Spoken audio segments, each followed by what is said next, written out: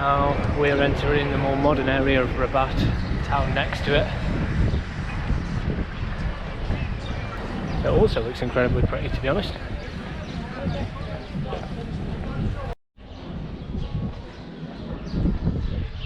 Yeah, very pretty still. So if I just head down this long street, it should get me to the Catacombs, and we'll check them out. Look at these like really elaborately decorated street lights. Looks almost like there's some kind of festival thing they're setting up, because there's some builders back there that are building like a big sort of float thing that they might be getting prepared for. I think it is. I think it's some kind of festival that they're setting up for.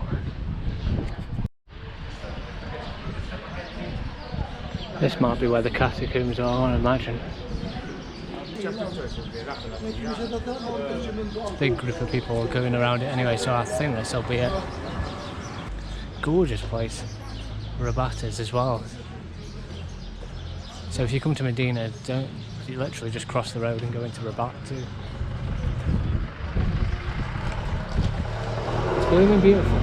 Running out of adjectives, that's all I keep saying. I am wrong, the Catacombs are up this way. Another museum as well there. Absolutely tons of stuff to do here. Ooh.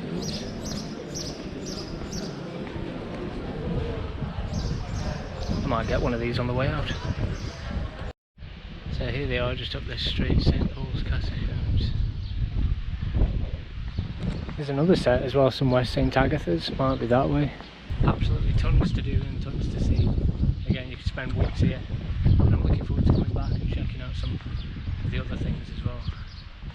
Okay, I am inside now. This is interesting because it's not what I expected. They're all little catacombs, like these ones all dotted around. They're all numbered, and you can go in, and it's like only so many people can go in there. Christian, it tells you this is number 6, which is not what I was expecting. I was expecting sort of like a one thing that you go down in deep sort of complex, but they're all individual, which is pretty cool.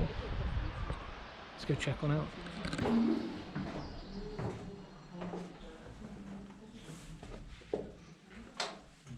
Wow.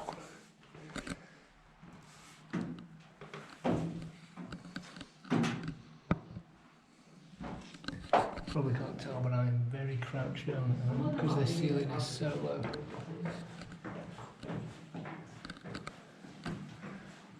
Hopefully you can actually see as well because of the low light, but look at all these little windows. It is a very tight fit down here. Look how small the doors are.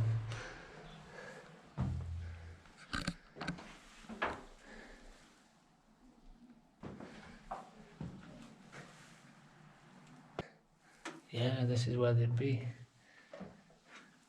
Oh, this one, these are small. I wonder if they were like children, babies, maybe? Who knows, I could be wrong. These are where they'd be buried.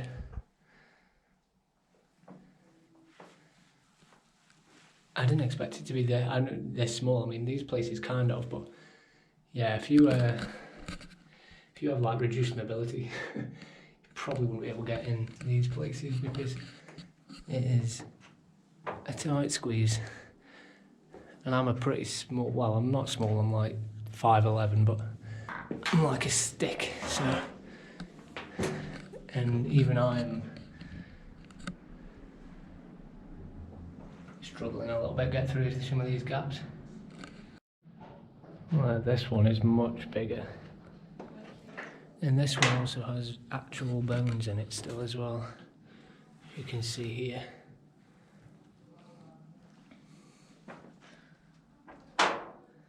Actual remains of the people that were buried here.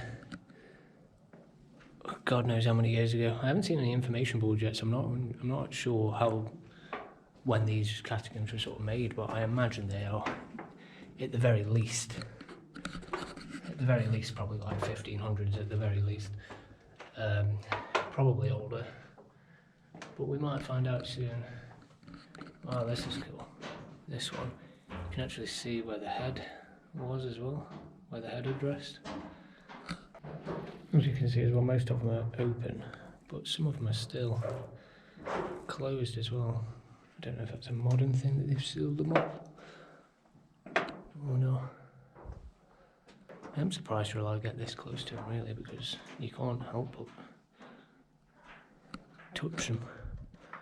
They're usually very, you know, thinking about this kind of stuff, but like, you've got no option but to kind of touch them with, you know, accidentally. I like that, that's really kind of creepy as well, that the head is there.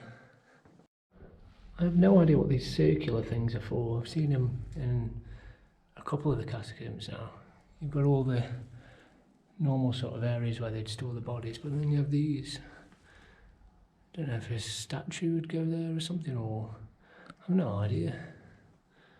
I imagine someone would know though what that is. Now this one, it says is Jewish as well. This is a Jewish catacomb.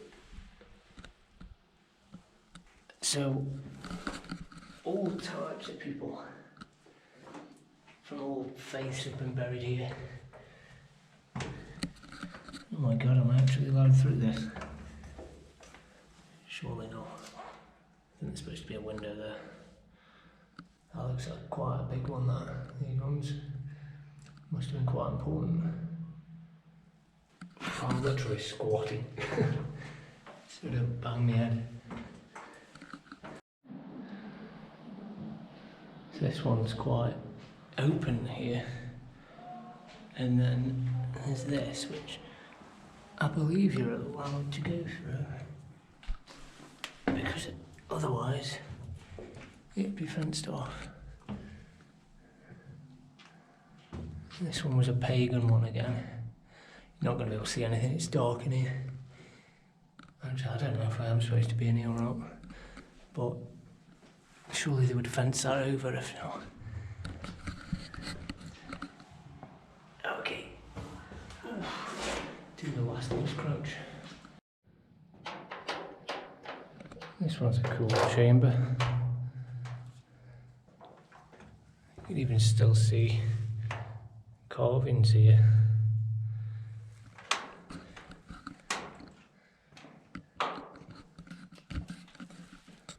I don't know if at the very end there, is that like a fresco? Maybe. I don't know if it's just a stain or the colour of the rock, but it looks like something there. I've not seen many information points there yet, which is a bit disappointing, but this is a pretty cool place. So here all they are, I just keep walking between them, and yeah, I think there's about, it's like 20 odd of them. So I'm just quickly nipping in each one. I mean, they're all sort of the same. And there are these kind of information points knocking around, but none of them really tell you anything about, you know, when these people were buried, the actual information itself. It just sort of gives general information about how people were buried, what tools were used and all that kind of stuff. Let's check out lucky number 13. Hell of a lot of people would have been buried down here. Just the amount of them.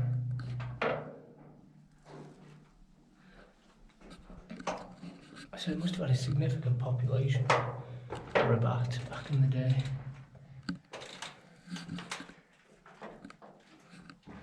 If these were maybe the people that were buried here, I'm not sure, maybe they were just the priests and that kind of thing.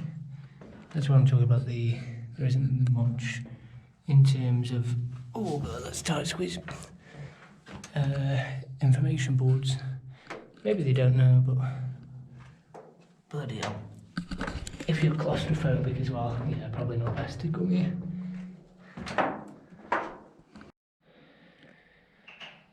Here, if you just think about the work that must have gone into, you know, building these things back then, that many hundred years ago, it is an amazing feat of just skill to carve all this out.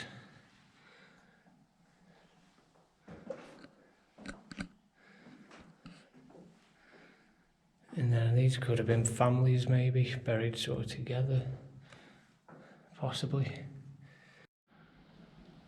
Clearly whoever was buried in this one was important because that's hugely carved out, and there's like a strip there running across, so some sort of decoration there, maybe one person or a family of people, who knows.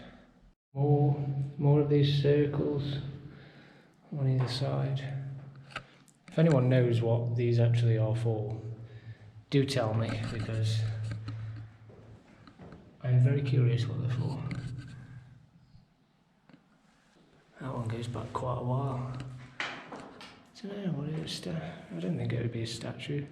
And for water, maybe like holy water they put in or something. No idea. Oh, this one. It's very large, again with the circles. I think that's just a stain, isn't it? I don't think that. I thought maybe they're like frescoes or something. Oh, this one's pretty elaborate. Although perhaps, maybe they were, because this looks like decoration. It is decoration. My shadow's in the way there, but that isn't the colour of the rock, that is decorated there still. And that's why they put these boards up as well. Stop you touching them. So these were all painted, these ones. There we go, we don't need information boards, we just figure it out ourselves. So yeah, look at that. This red here, and then like, maybe like leaf paintings. I'm gonna get a really bad back doing this now. So that makes me think that this green isn't even mould or anything now, this is probably paintings. How very interesting. So perhaps, maybe they just had sort of painting, fresco type things in them, I'm not sure. Depicting religious iconography maybe. There's information board in there that it talks about the Roman pagans, so that gives an indication of how old they are. So you know, you're possibly up to, you know, BC, so maybe 2,000 years old. I mean, imagine maybe they might be AD though. I could be wrong, but I've got a feeling they might be AD, but still like probably, you know, over 1,000 years that some of these pagan ones have been buried here. Insane. This is interesting. You can see just here, you might be able to just make up this like indents of where tools are, or used to be. Some down there as well, so maybe this is where someone worked to, you know, inter the bodies and everything. Maybe this was like a table sort of situation with all tools and things used to wrap up and preserve the bodies, possibly. Just throwing ideas out there. Maybe. Oh, the lights have gone off. Oh god. So that was St. Paul's Catacombs. Pretty cool. Recommend just a little stop on. As for other catacombs, as it rates, the only other one I've been to that I can think of off the top of my head is one in Naples. I can't remember what it's called now. We have to have like a guided tour around that one. That one was pretty amazing, but again, with guided tours it's a different sort of thing, isn't it? You get a lot more information and whatnot. But that was cool. It's a cool little thing to do, especially as it was part of the ticket price for the Roman area, the Roman villa. So now it is 2:25. I'm going to try and find a bus that goes to Valletta, and then we'll spend the rest of the day until the sun sets in Valletta. Sorry. It's a lovely little church there as well. I have just brought some kind of Maltese dessert cannoli with a K. I bought two of them, a chocolate one and then a pistachio. I'm not going to try them now because I'm actually still full from food, but when we get to Valletta, I'll find somewhere and we'll try that.